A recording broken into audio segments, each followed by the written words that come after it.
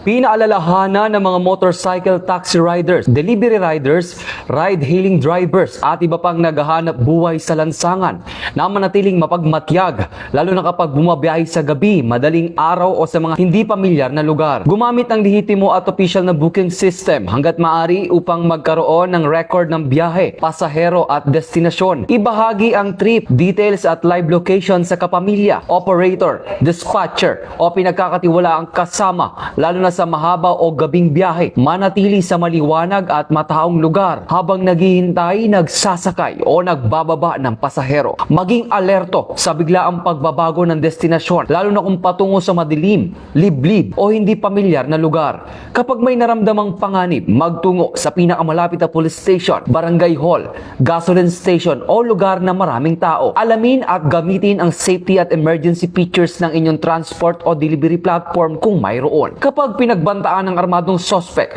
unahin ang inyong buhay at kaligtasan. Iwasan ang konfrontasyong maaring maglagay sa inyo sa higit na panganib. Kapag ligtas ng gawin, tandaan ang pisikal na anyo, kasuutan, direksyon ng pagtakas at iba pang pagkakakilanlan ng suspect na makakatulong sa investigasyon. I-report agad ang insidente o kahinahinalang kilos sa pinakamalapit na himpilan ng pulisya o tumawag sa 911 emergency hotline. Hinihikayat din ng mga transport at delivery platforms, operators at rider organization na palakasin ang kanilang safety orientation, incident reporting procedures, emergency assistance at koordinasyon sa mga otoridad. Ang mga paalalang ito ay para sa karagdagang proteksyon. Ang pananagutan sa krimen ay nananatili sa gumawa nito at hindi sa biktima. Maging alerto, ibahagi ang detalye ng biyahe, agad na humingi ng tulong sa oras ng panganib. Mula dito sa National Headquarters ng Philippine National Police, ako ang inyong PNN correspondent, Patrolman Edwin Baris, alagad ng batas, taga-taguyod ng Balitang Pulis.